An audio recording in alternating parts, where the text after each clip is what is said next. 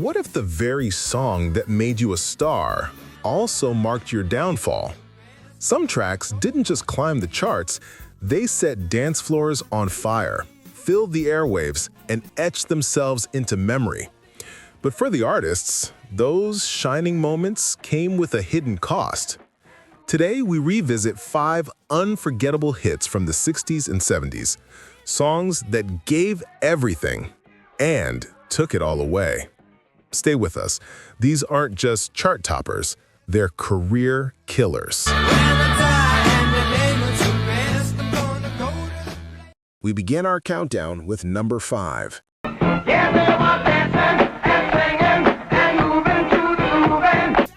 It started as a joke shouted from the back of a club and somehow turned into a national dance anthem that still makes people move. Do you remember this funky blast from 1976? 3, 2, 1, go! Play that funky music right. It was Play That Funky Music, Wild Cherry, 1976. What began as a playful chant became both their breakthrough and their downfall. Funky, loud, and impossible to ignore, the song shot to number 1 on the Billboard Hot 100 and sold over 2 million copies, their only brush with true fame. Wild Cherry and Ohio Bar Band once leaned on hard rock, but one night, after hearing the crowd yell, "Play some funky music, white boy," frontman Rob Parisi scribbled the lyrics that changed everything. Recorded in Cleveland, it mixed funk bass lines, rock guitars, and that unforgettable shout. Burning down the one-night stands. For a moment, they ruled the dance floors, but the magic never returned. Later singles fell flat, albums failed, and audiences dismissed them as a novelty act. Play That Funky Music still gets the party started, but for Wild Cherry, it was the end of the road. I must go back there. I got to go back. Now, let's move on to number 4.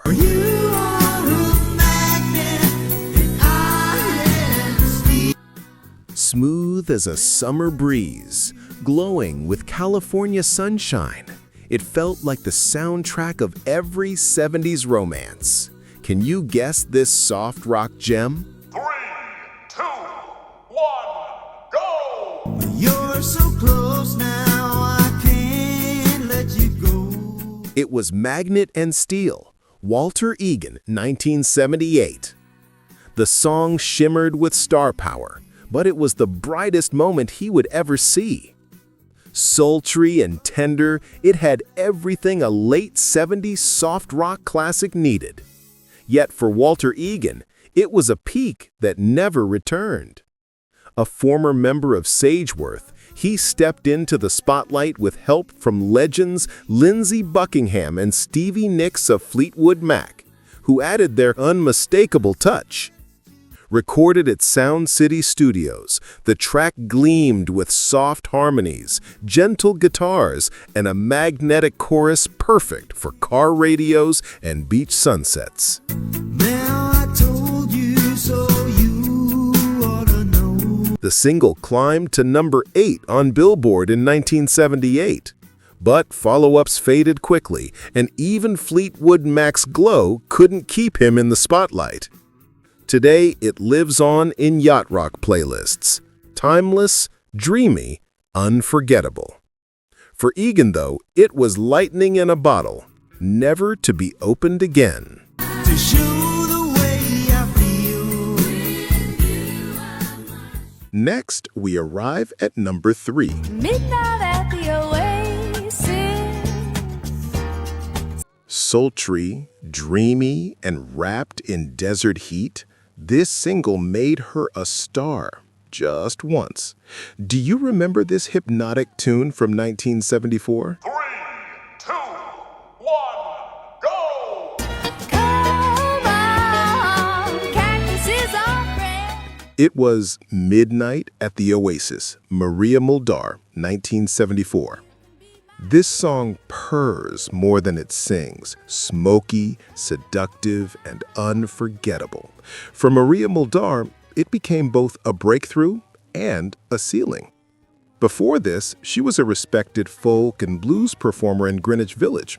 Stardom wasn't her aim, but when she cut Midnight at the Oasis at Warner Bros. Studios, everything shifted. When I take you for a ride, come on. With David Nichtern's playful lyrics and Muldaur's sultry delivery, it blended jazz, folk, and exotic imagery into something instantly unique. The track soared to number 6 on Billboard, earned a Grammy nod, and suddenly she was everywhere. TV spots, magazines, radio waves. But follow-ups went back to her bluesy roots, critically praised, commercially ignored. She refused to chase the pop spotlight, and soon the industry let go. Midnight at the Oasis still drifts through time, a desert dream frozen in music. For Maria Muldaur, though, it was a twilight that never returned. No, no, when I take you for a ride. Now let's move on to number 2.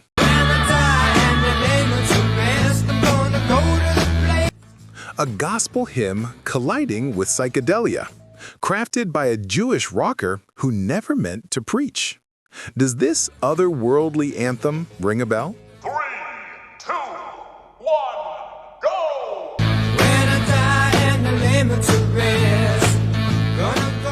It was Spirit in the Sky, Norman Greenbaum, 1970. This track was his stairway to fame and his only step. Opening with a fuzz-drenched riff, it soared into gospel harmonies about salvation, unlike anything else on the air in 1970. Greenbaum, a Massachusetts-born singer-songwriter, wrote it in just 15 minutes, inspired by old westerns and a fascination with gospel. With producer Eric Jacobson and elite session players, the record came alive.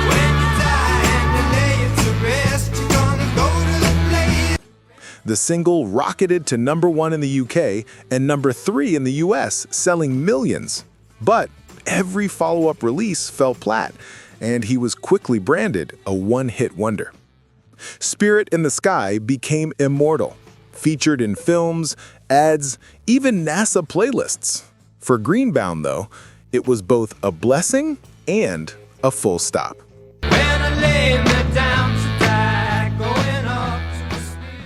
And finally, we reach number 1. It exploded like teenage fever pouring from a speaker. It topped the charts and crushed the band behind it. Do you remember this relentless rock hit? 3, 2, 1, go! It was My Sharona, The Knack, 1979. This track didn't just define a year, it burned out a career. With punk's punch, pop's hook, and the raw obsession of young desire, My Sharona wasn't just a song, it was a cultural eruption.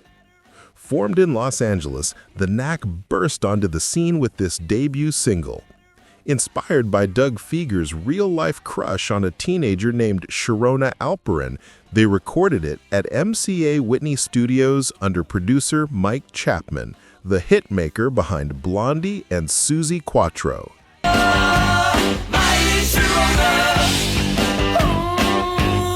The stuttering vocals, relentless beat, and searing riff made it unforgettable. It shot to number 1 on Billboard, holding the spot for 6 weeks. But fame came too fast. Critics turned, calling them derivative and sexist. The next album tanked, and fans moved on almost overnight. The Knack never escaped the shadow of their own monster hit. My Sharona lives on. The band, however, didn't.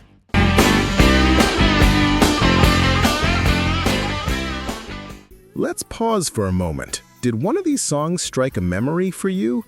Maybe you danced to My Sharona at a high school party, or sang along to Spirit in the Sky on a road trip with the windows rolled down. Perhaps you remember exactly where you were the first time Magnet and Steel floated through the air. Which of these hits still echoes in your heart? And did any of them surprise you? Share your story in the comments. We truly read them all. After all, this channel isn't just about our stories, it's about yours. Some songs blaze so brightly, they cast shadows the artist could never escape. For these 5 musicians, one single gave them everything and quietly took it all away. But the beauty is this: the music never disappeared. It lingers in dusty vinyl shops, old radios, and maybe even in your own collection. These tracks may have ended careers, but they became timeless echoes of an unforgettable era. If you enjoyed this journey back, don't miss our next video, where we revisit the soft rock treasures of 1978 that still make hearts ache. Thanks for joining us. Until next time, keep the memories alive and the music playing.